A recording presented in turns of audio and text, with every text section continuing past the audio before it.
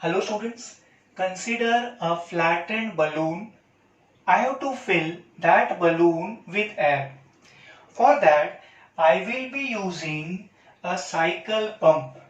I have to keep this pump ready for use. So what I will do, मैं इस section को stretch करूँगा.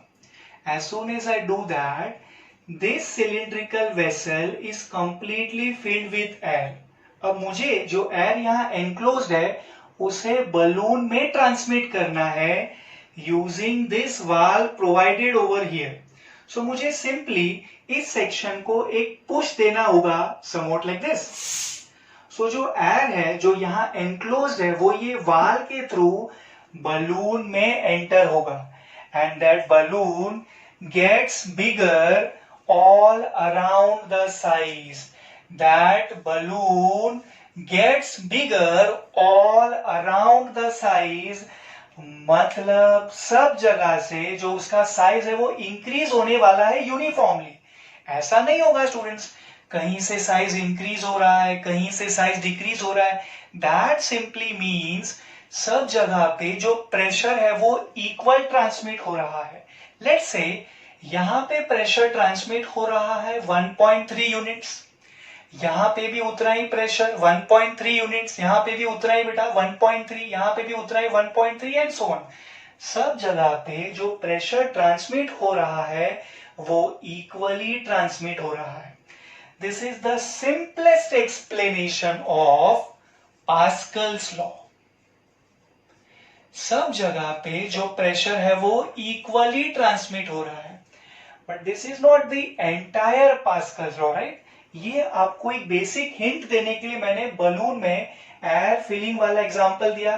अभी हम पास्कल्स लॉ इन डेप्थ समझेंगे एंड उसके एप्लीकेशन जानेंगे. For that we are considering a vessel. We are considering a vessel with total 4 arms. 1, 2, 3, 4. Arm A, B, C and this is arm D. Purposely हमने सभी arms का जो area of cross section है वो same नहीं रखा है. यहाँ पे जो एरिया ऑफ क्रॉस सेक्शन है इट इज A. यहाँ पे 2A.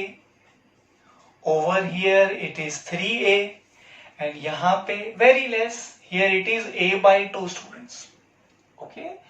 इस वेसल को हमने एक आइडियल फ्लूइड से एनक्लोज करके रखा हुआ है. Ideal fluid. That fluid, in this case it is liquid, let's say water. That liquid is incompressible. Water is just an example है बेटा. आप कोई और फ्लूइड भी ले सकते हो, बेसिकली लिक्विड ले सकते हो, but it should be incompressible for sure. Okay. So हमने क्या किया है, ए बी सी डी चारों आर्म्स पे हमने एक एक एक एक पिस्टन रखा हुआ है and that piston should be frictionless and it should B water tight. इतना समझेगा. Okay. Initially, this system is in equilibrium. That means ये जो यहाँ पे हमने फ्लूइड एनक्लोज करके रखा हुआ है वो रेस्ट पे है. अभी हम फोर्स अप्लाई करेंगे at arm A in downward direction using this piston and that force is A. So definitely what will happen students, ये पिस्टन ऐसे बाहर की तरफ निकलेगा, ये पिस्टन बाहर की तरफ निकलेगा, ये पिस्टन ऐसे बाहर की तरफ मतलब नीचे की तरफ निकलेगा. Okay. We have to avoid that. मतलब हमें इक्विलिब्रियम मेंटेन करके रखना है. इसके लिए हम क्या करेंगे, हम यहां से एक फोर्स अप्लाई करेंगे, हम अंदर की तरफ एक फोर्स अप्लाई करेंगे, हम अंदर की तरफ फोर्स अप्लाई करेंगे सो दैट इक्विलिब्रियम मेंटेन रहे. And it is found that यहां जो मुझे फोर्स अप्लाई करना पड़ा इट इज 2F. यहां जो मुझे फोर्स अप्लाई करना पड़ा इट इज 3F. यहां जो मुझे फोर्स अप्लाई करना पड़ा इट इज ओनली बेटा F/2. तो मैंने क्या किया, मैंने प्रेशर यहां से ट्रांसमिट किया. यहां से मतलब कहां से, A से. So that pressure is taken as pressure at A is equals to force upon area बेटा, that is equals to F upon A. Pressure जो हमने ट्रांसमिट किया is given by F upon A. What about pressure at B? Pressure at B होगा students force at B divide by area at B, that has to be 2 times of F divide by 2 times of A. 2 gets cancelled. We get pressure at B is equals to F upon A. Look here. Pressure at C हमें find out करना है. That can be taken as force at C divided by area at C. Force at C होगा 3F. Divide by area at C होगा 3 times of A. 3 gets cancelled बेटा. We get pressure at C is equals to F upon A.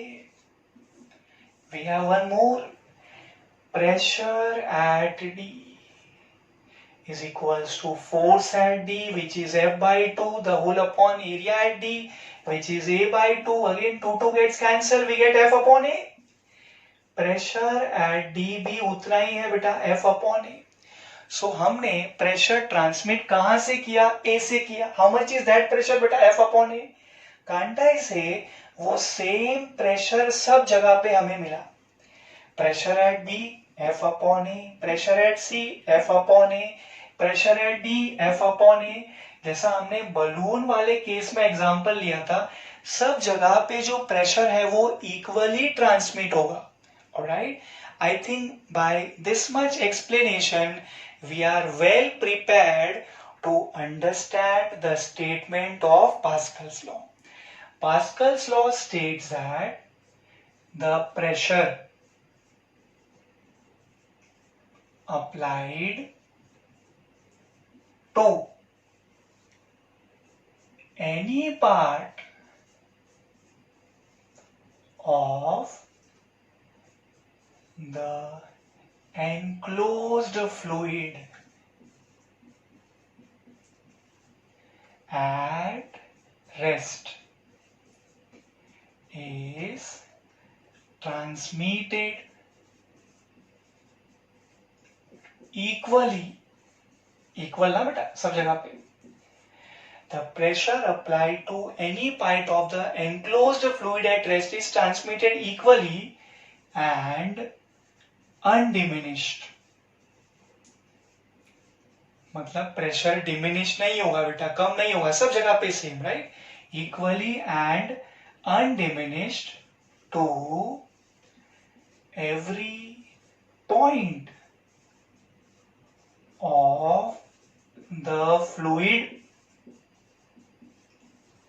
And to the walls of the vessel, या फिर आप कह सकते हो container. To the walls of the vessel provided the effect of gravity is neglected. हम gravity के effect को अगर कंसिडर नहीं करेंगे, विथ कॉन्फिडेंस हम पास्कल्स लॉ हमेशा अप्लाई कर सकते हैं. The pressure applied to any part of the enclosed fluid at rest, hydrostatics, right, is transmitted equally and undiminished. ना चेंज होगा ना कम होगा, basically equally and undiminished to every portion of the fluid and to the walls of the vessel, provided हम gravity के effect को neglect करें. This is the statement of Pascal's law, student. This is the explanation of Pascal's law. I think अभी मैं आपको उसके applications भी inform कर सकता हूँ. Pascal's law के total हमें 3 application observe करने हैं. First application, I will use black marker. First application will be hydraulic lift. Hydraulic lift. Second will be hydraulic brakes. And third, students, will be hydraulic press. ये तीनों application हम समझेंगे students. And honestly बच्चों, अगर आप तीन में से एक भी समझ गए तो बाकी दोनों में बेसिक वर्किंग तो वही है बेटा, राइट। सो पास्कल्स लॉ के हमारे पास टोटल 3 एप्लीकेशंस है, hydraulic lift, hydraulic breaks and hydraulic press. अभी हम उसको एक एक करके देखेंगे, starting with hydraulic lift.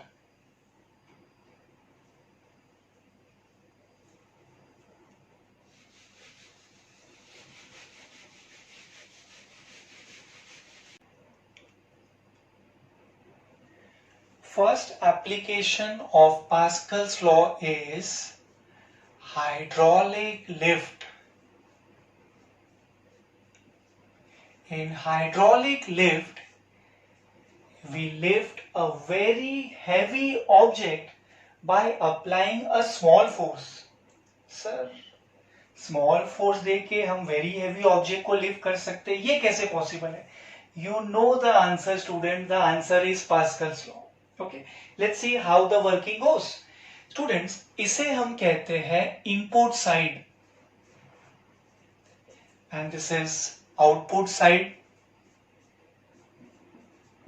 Okay, हमने पूरे वेसल को बच्चों एक फ्लूइड से भरा हुआ है, एनक्लोज्ड फ्लूइड, याद है ना बच्चों, एनक्लोज्ड फ्लूइड। ओके, लेफ्ट में जो आप देख पा रहे हो piston, this is input piston, इसको हम नाम दे सकते हैं S1। राइट में दिस इज आउटपुट पिस्टन, इसका नाम है S2। पर्पसली हमने इनपुट पिस्टन का जो एरिया है, मतलब जो S1 का एरिया है जिसे हम A1 कहेंगे, हमने उसे बहुत ही छोटा रखा है as compared to output piston का, यानी S2 का area, that is A2 students. So A1 is very very less than A2। Diagram में इतना तो समझेगा ना बेटा, A1 is less than A2, but practically अगर हम बात करें so A1 is quite smaller than A2। A1 is very very less than A2। Input piston S1, output piston S2, input piston का एरिया A1, आउटपुट पिस्टन का area A2 and practically A1 is very very smaller than A2। हमें जो बहुत heavy load को lift करना है, let's say हमें यहाँ पे एक व्हीकल को लिफ्ट करना है, बहुत हैवी लोड हो गया ये, राइट, तो हम उसे यहां प्लेस करेंगे आउटपुट साइड। ओके, एंड हम यहां पे फोर्स अप्लाई करेंगे in downward direction, and that force जो हम अप्लाई कर रहे हैं इनपुट पिस्टन के ऊपर इज टेकन एज F1। वही फोर्स आगे जाते जाते जाते, आगे बढ़ते बढ़ते बढ़ते कन्वर्ट होने वाला है इनटू अ फोर्स F2। यहां पे हमने एक हैवी ऑब्जेक्ट रखा हुआ है स्टूडेंट्स। अगर आप लेक्चर ध्यान से सुन रहे हो तो मैंने आपसे कहा, हमने जो फोर्स अप्लाई किया F1, it is in downward direction, input की तरफ, एंड वही फोर्स इंक्रीज होते होते होते F2 में जब कन्वर्ट हुआ तो उसने बहुत हैवी ऑब्जेक्ट को लिफ्ट किया, हेंस द नेम ना बेटा हाइड्रोलिक लिफ्ट। आप हैवी ऑब्जेक्ट को लिफ्ट कर सकते हो। अच्छा सर, आपने कहा कि फोर्स इंक्रीज होगा, ये कैसे हो पाएगा? हम कम फोर्स दे के ज्यादा फोर्स को लिफ्ट कर सकते हैं। जैसे कि बच्चों यहाँ पे हम इस तरीके से इसको समझ सकते हैं, लेट्स से हमें एक लोड को लिफ्ट करना है, it is 10,000 Newton. Let's say एक नंबर मैं आपको दे रहा हूं कॉन्सेप्ट समझाने के लिए, 10,000 न्यूटन हमें यहाँ पे लिफ्ट करना है, एंड ओवर हियर हम सिर्फ 1000 न्यूटन दे पा रहे बेटा। आई रिपीट, हमें कितना लोड लिफ्ट करना है? 10,000 न्यूटन। हम सिर्फ कितना लोड डाउनवर्ड ऐसा दे पा रहे हैं इसे उठाने के लिए? 1000 न्यूटन। मतलब हमें क्या करना है, हमें 1000 न्यूटन फोर्स प्रोवाइड करके 10,000 न्यूटन का लोड लिफ्ट करना है बॉस। मतलब हमें जो कैपेसिटी है उसे 10 टाइम्स करना है, कैपेसिटी है उसे हमें 10 टाइम्स करना है। क्या सर ऐसा हो सकता है? बिल्कुल हो सकता है, यूजिंग हमारे आज के लेक्चर का फेवरेट लॉ, पास्कल्स लॉ। चलिए अप्लाई कर लेते हैं। Using which law students? Pascal's law. हमने अभी भी पढ़ा statement of Pascal's law, the pressure applied to any part of the enclosed fluid at rest is transmitted equally and undiminished to every point of the fluid and to the walls of the vessel, provided effect of gravity is neglected. So using Pascal's law, जो pressure है वो equally transmit होने वाला है. Let's say यहाँ पे pressure P1, यहाँ पे pressure P2. So P1 has to equals to P2. P2 should be equals to P1 बेटा. अब हम क्या करेंगे, प्रेशर का फॉर्मूला यूज कर लेंगे. P1 will be students F1 upon A1 and P2 होगा students F2 upon A2. P1 को हमने क्या लिखा, F1 upon A1, P2 F2 upon A2. इसको थोड़ा रीअरेंज कर लेते हैं students. We get F1 divide by F2 is equals to A1 divide by A2. समझेगा, F1 upon F2 is equals to A1 upon A2. Look at right hand side बच्चों and look at this concept. A1 is very less than A2. So this fraction will be very less than 1 ना. A1 upon A2 है ये. So ये जो fraction है ये 1 से बहुत छोटा होगा. मतलब जो F1 upon F2 है it will be very much less than 1. That means F1 will be very less than F2 बच्चों. हमने जो फोर्स प्रोवाइड किया इनपुट के तरफ, जो फोर्स हमने प्रोवाइड किया, that force is F1. It is very less as compare to F2. मतलब जो फोर्स हमें आउटपुट साइड मिला, मतलब स्टूडेंट्स हम स्मॉलर फोर्स प्रोवाइड करके बड़े वाले लोड को लिफ्ट कर सकते हैं. Come back to this example. हमें जो फोर्स प्रोवाइड करना है इनपुट के तरफ downward, right, that is only 1000 Newton, right? And वही फोर्स आगे कन्वर्ट होते होते जब वो F2 बन जाएगा वो 10 टाइम्स मल्टीप्लाई हो जाएगा. सो वो 10,000 न्यूटन लोड को हम लिफ्ट करा सकते हैं. मतलब कहना है इसे स्टूडेंट्स कि हमें फोर्स को 10 टाइम्स मल्टीप्लाई करना है, मतलब हमें एरिया को 10 टाइम्स रखना पड़ेगा. अगर हमें फोर्स को 10 टाइम्स मल्टीप्लाई करना है, राइट, सो हमें एरिया को 10 टाइम्स रखना होगा. फॉर एग्जाम्पल यहाँ पे एरिया जो है इस पिस्टन का वो है 2.5 यूनिट्स. आपको फोर्स कितने टाइम्स मल्टीप्लाई करना है स्टूडेंट्स, 10 टाइम्स. और यहाँ पे इनपुट पिस्टन का एरिया कितना है, 2.5 यूनिट्स. सो इस आउटपुट पिस्टन का area should be 25 units. Area जब 10 टाइम्स होगा आउटपुट पिस्टन का as compare to input piston, तो जो फोर्स है वो भी 10 टाइम्स मल्टीप्लाई हो जाएगा. That means we can lift a very heavy object at the output side by providing smaller force at the input side. This is the principle of hydraulic lift, which works on the principle of Pascal's law. बच्चों ये Pascal's law का पहला application hydraulic lift. Okay, अब यही concept को finishing touch हम देना चाहेंगे by solving a numerical. ओके, ये न्यूमेरिकल स्टूडेंट्स आपके टेक्स्ट बुक में ही दिया हुआ है. We will solve that numerical. इसको इरेज कर लेते हैं.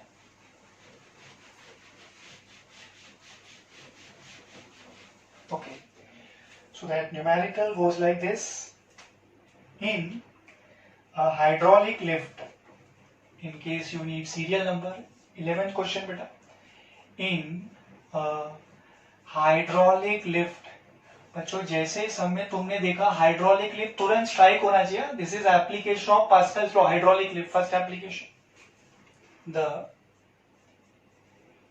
Input piston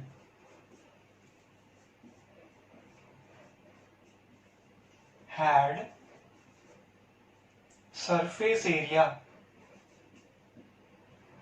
30 centimeter square and the output piston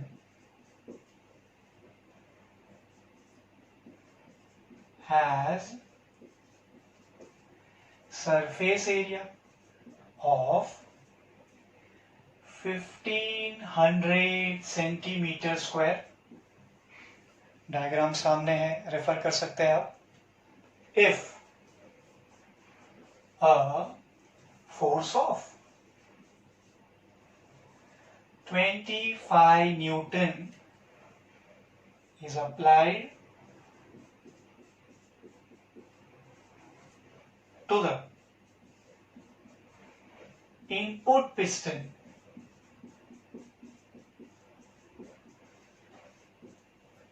Calculate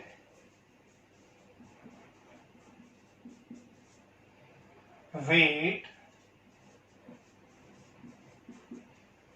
on output piston.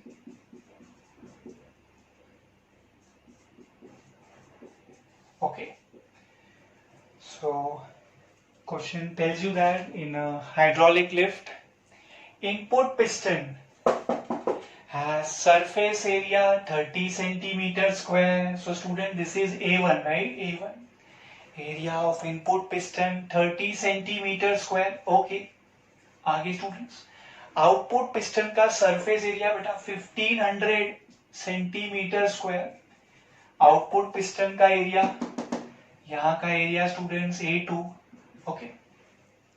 If a force of 25 Newton, only 25 Newton, F1 ना बच्चों, आप इनपुट की तरफ अप्लाई कर रहे हो, F1 इज ओनली 25 न्यूटन. आपसे पूछ रहे हैं calculate weight on output piston. F2 पूछ रहे हैं आपसे. F2 is equals to question mark. So this is directly application of Pascal's law beta. P1 equals to P2, F1 upon A1 is equals to F2 upon A2. Out of this 4 terms 3 का value हमारे पास है, 4th का value find out करना है. Try करो.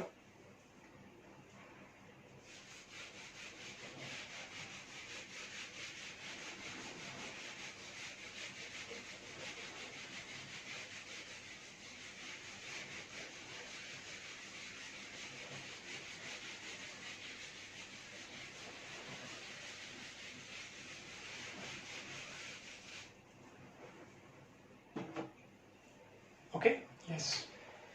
देखो बेटा, ऐसे ही किया ना आपने. F1 upon A1 is equals to F2 upon A2. Which law बेटा? Pascal's law. Okay. You need F2. F2 को आप लिख सकते हो F1 into A2 upon A1. Okay. So you get F2 equals to बेटा, what is F1? 25 newton into A2 upon A1. What is that? 1500 centimeter square, the whole upon 30 centimeter square. No need to convert. Ratio निकाल रहे हो आप. Okay. 0 cancel. 3 to बेटा 5 और ये 0. You will be getting 125. 25 into 5, 125, 10. You get 1250 Newton. F2 बेटा. F2 output की तरफ का फोर्स तो देखो 1250 न्यूटन. स्टूडेंट्स, इनपुट के साइड हम सिर्फ 25 न्यूटन फोर्स अप्लाई कर रहे हैं. आउटपुट साइड का फोर्स तो देखिए, it is getting multiplied many times. How many times students? 50 times ना, क्योंकि हमने एरिया जो है वो 50 टाइम्स रखा हुआ है, तो फोर्स भी तो 50 टाइम्स मल्टीप्लाई हो जाएगा. And you will be getting force at output side, weight at output side is equals to 1250 newton. Okay. Application of Pascal's law in hydraulic lift.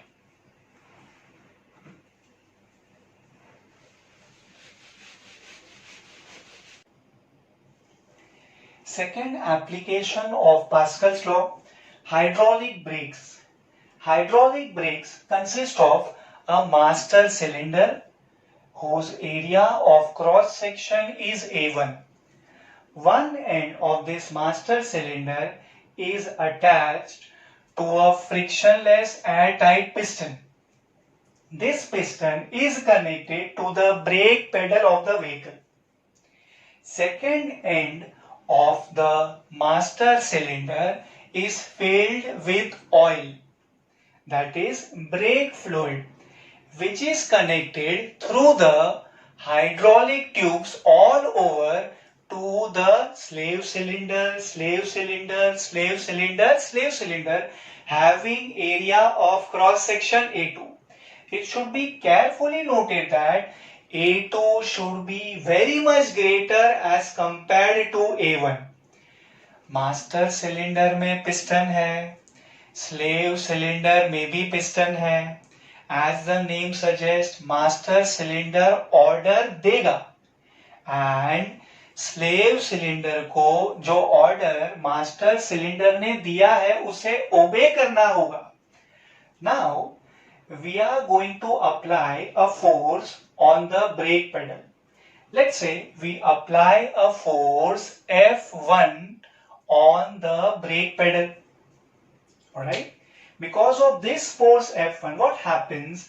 This piston of master cylinder, जिसे हम master piston कह सकते हैं, it will move in forward direction. So जो fluid है उसे push मिलेगा. Now volume जो फ्लूइड का है, टोटल वॉल्यूम, वो तो कांस्टेंट रहेगा. बिकॉज ऑफ दिस फैक्ट जो स्लेव सिलेंडर में पिस्टन है, जिसे हम स्लेव पिस्टन कहते हैं, वो भी फॉरवर्ड डायरेक्शन में मूव करेगा. This will push the friction pads against the rotating disc which is connected to the wheel of the vehicle, causing a moving vehicle to stop. इस तरीके से हम एक चलती हुई गाड़ी को रोक सकते हैं. अब ये तो वर्किंग की बात हो गई. सर इसमें पास्कल्स लॉ कहाँ हमने यूज किया? स्टूडेंट्स, हमने जो फोर्स अप्लाई किया ब्रेक पेडल पे, that is F1. Now let me tell you, जो फोर्स F1 हम अप्लाई कर रहे हैं, usually that much force is not sufficient to stop a moving vehicle. So ये फोर्स को मुझे इंक्रीज करना होगा. तो जो फोर्स F1 हमने ब्रेक पेडल पे लगाया, मास्टर सिलेंडर के पास गया, वही फोर्स F1 जो है वो स्लेव सिलेंडर के पास नहीं गया. स्लेव सिलेंडर के पास जो फोर्स पहुंचा, that is quite greater as compare to this force F1. Let's say slave cylinder के पास जो फोर्स पहुंचा इनडायरेक्टली, जिससे गाड़ी रुका, that force is F2. Now we can apply our Pascal's law in this, right? Using Pascal's law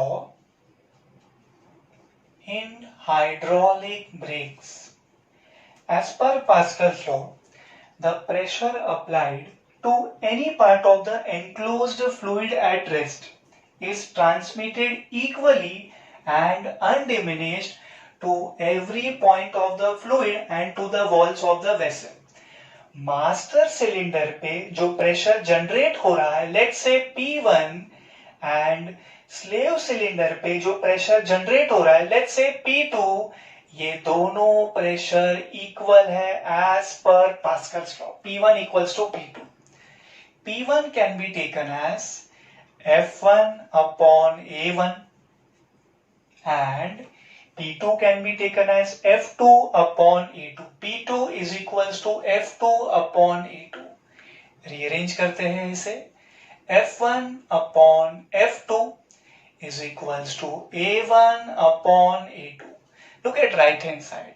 A1 upon A2. A1 is area of cross section of master cylinder and A2 is area of cross section of the slave cylinder. हम जानते हैं A1 is very much small as compared to A2. So this right hand side, A1 upon A2 will be quite smaller than 1.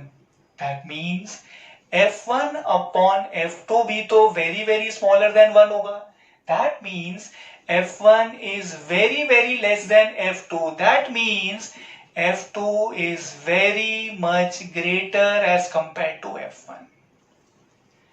F2 is very much greater than F1. हमने brake pedal पे जो force apply किया is F1. जिस force से vehicle stop होता है या फिर उसका स्पीड डिक्रीज होता है, that force is F2. Means here a small force F1 gets converted into a large force F2.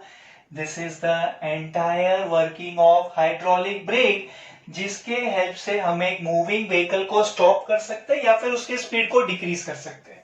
Okay, so this is entire concept of hydraulic breaks. Students, हमने Pascal's law के total there are 3 applications है ये जाना, right? First application जो है उसे हम कहते हैं हाइड्रोलिक लिफ्ट, जो हमने फ्यू मिनट्स अगो पढ़ा. This can be used to lift very heavy objects. Okay, very heavy objects.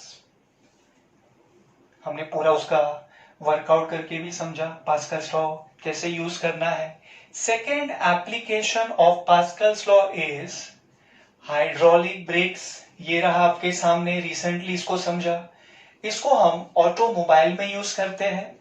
Moving vehicle का हम स्पीड डिक्रीज कर सकते हैं या फिर उसे स्टॉप कर सकते हैं using hydraulic breaks in automobile. Third application of Pascal's law is hydraulic press. Students, working तो सेम है, P1 equals to P2. हाँ, लेकिन नाम अलग है क्योंकि हम अलग जगह पे इसको यूज करने वाले हैं. That will be metal forming applications. हम एक smaller force provide करेंगे. That force will get increased to number of times, right? Metal forming application हम कह सकते हैं मोल्डिंग, इवन पंचिंग, लेकिन जो वर्किंग है वो तीनों का सेम है, तो ये हमें अलग से करने की जरूरत नहीं है. Okay, so right now students we do one thing. हम हाइड्रोलिक ब्रेक्स के ऊपर एक अमेजिंग न्यूमेरिकल सॉल्व कर लेते हैं. Okay, I will like to give you that sum. Example 2.3 है आपके टेक्स्ट बुक से.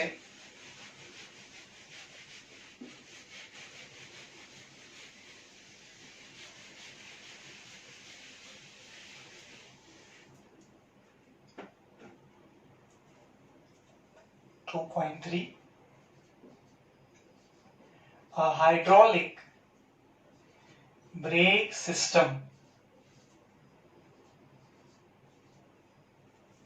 of car of mass 1000 kg having speed of 50 kilometer per hour, right, has a cylindrical piston of radius of 0.5 centimeter.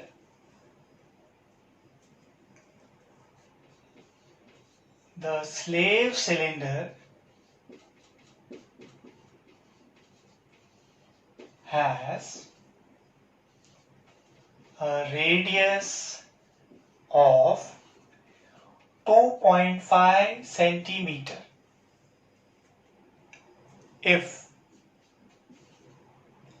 a constant force of 100 Newton is applied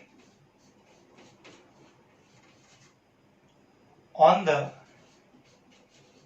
brake, distance covered by the car before coming to rest, before coming to rest is question mark. Okay, so हमें data दिया गया है. A hydraulic brake system of car of mass 1000 kg, mass of that car, having speed of 50 km per hour, okay, has a cylindrical piston of radius 0.5 centimeter. This is radius of piston of master cylinder. हम इसे R1 कह सकते हैं. R1 is equals to 0.5 centimeter. Okay. The slave cylinder has radius of 2.5 centimeter. हम इसे R2 कहेंगे. R2 is equals to 2.5 centimeter. If a constant force of 100 Newton is applied on the brake. Brake pedal पे मतलब हमने जो force apply किया जिसे हम F1 से डिनोट करते हैं, that F1 is equals to 100 Newton. Okay. And then distance covered by the car before coming to rest. हमने ब्रेक अप्लाई किया है. After some time that car is coming to rest. हमें distance covered by that car before coming to rest find out करना है. So distance traveled by the car before coming to rest is question mark. I hope ये diagram सामने रखने का फायदा हुआ आपको. ओके. अभी एक काम कर लेते हैं, इसको डेटा रिक्वायर्ड सॉल्यूशन के फॉर्म में कर लेते हैं.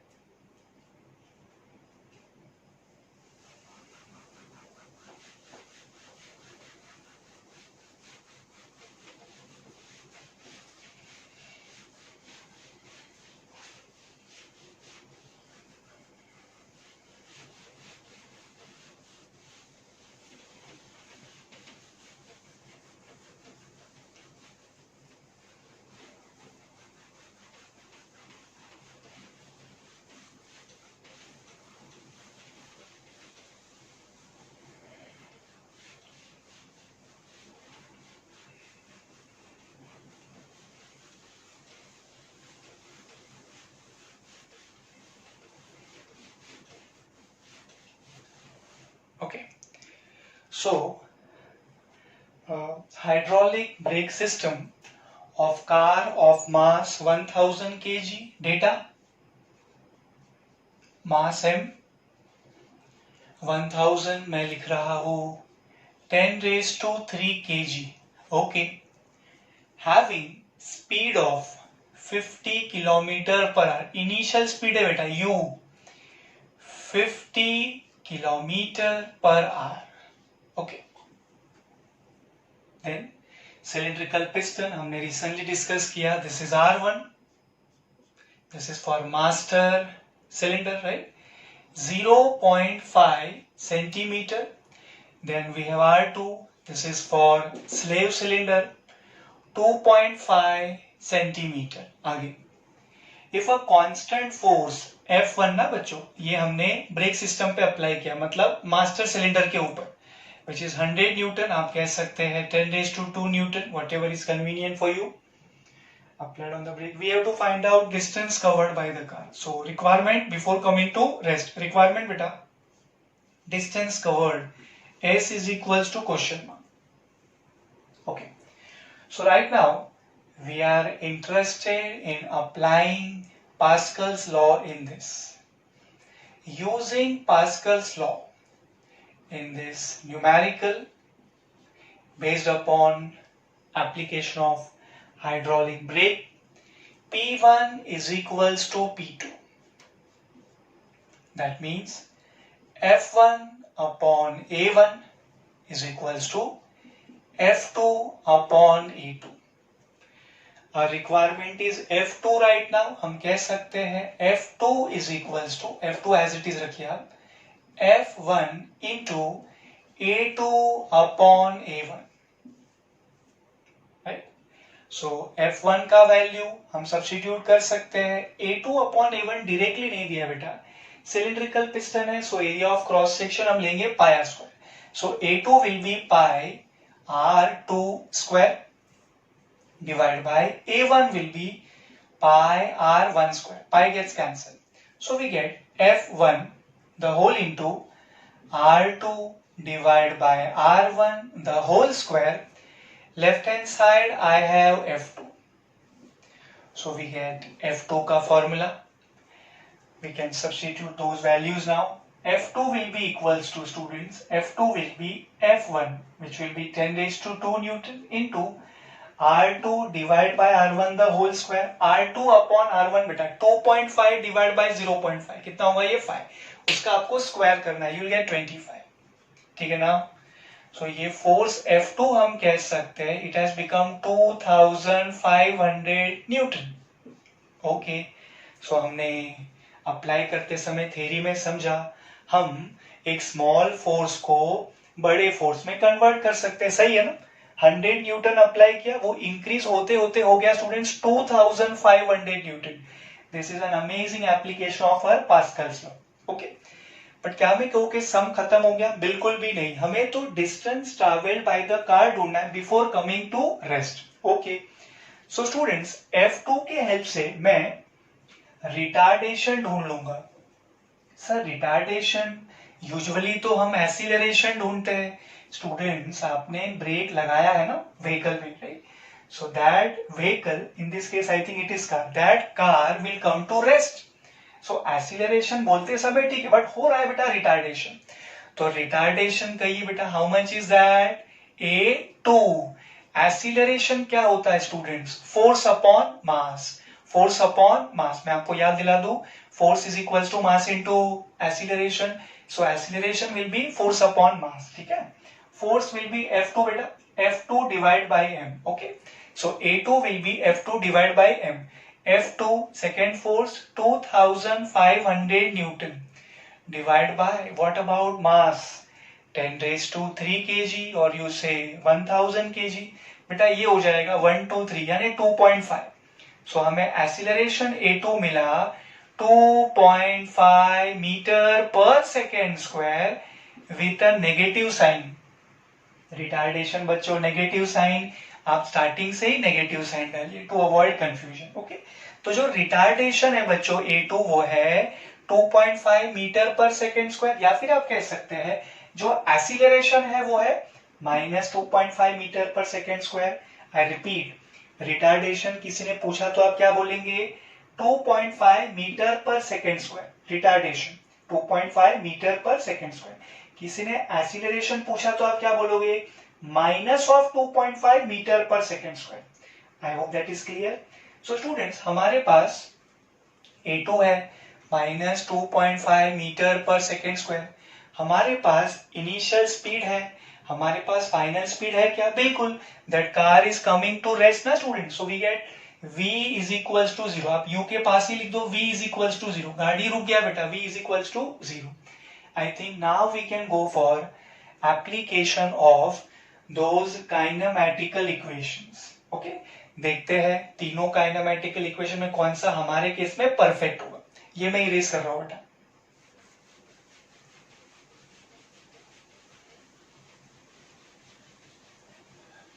Okay, A2 I will keep in front of you so that you can substitute easily. Okay, बच्चों first kinematical equation I think हम ये स्पेस यूज कर सकते हैं। First kinematical equation is v is equals to u plus at. Yes. Second kinematical equation s is equals to ut plus half at square. Third kinematical equation v square is equals to u square plus 2as. हमारे numerical में ना हमें time data में दिया है और ना हमें टाइम फाइंड आउट करना है।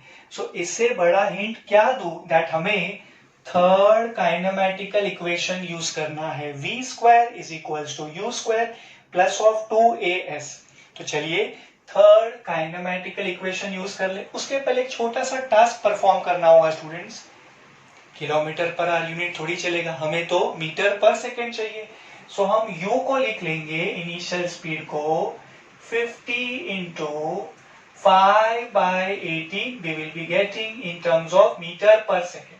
Okay, so this will be 9 times 2 into 25 and 50, right? Okay, so we'll be getting 125 the whole upon 9 meter per second. ये बेटा u हो गया 125 upon 9 metre per second. Okay, v तो 0 ही है।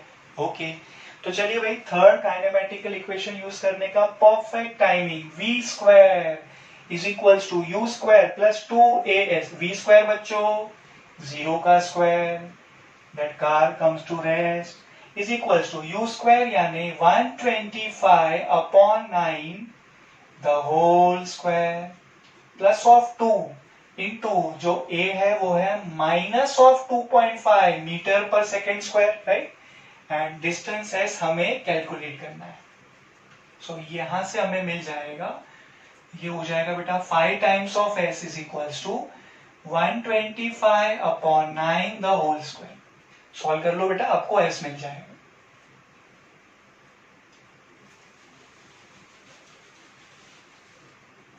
You should get s is equals to 38.58 metre.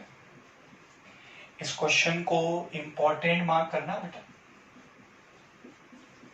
So the distance covered by the car before coming to rest is equals to 38.58 meter.